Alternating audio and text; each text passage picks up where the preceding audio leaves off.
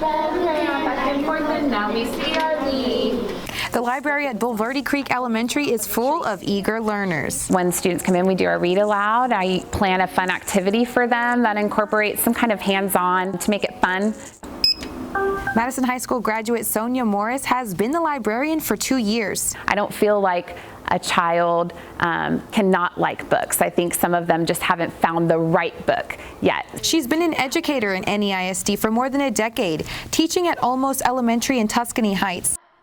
After earning her master's degree, she came here. Every time I went into the library, I was just inspired and thought, this is where I want to be. I still want to be with kids, but this, I can impact the whole school versus just one class at a time. Her passion for books started as a child. I was a very avid reader. I would lock myself in my room at night and just read. So do the back side. Morris likes to keep things fun for students, like 7-year-old Kylie. What I really love about her is she's a great librarian and she does really fun stuff with us.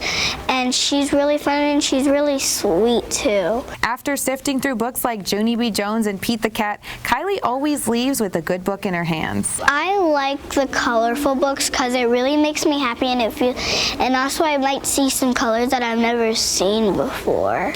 When they're in the library, they just genuinely have a good time. It feels like a welcoming environment for them when they're here at school. And the kids are learning other things too, like new technology and social skills. I teach them research skills and things that are really going to help them in their future.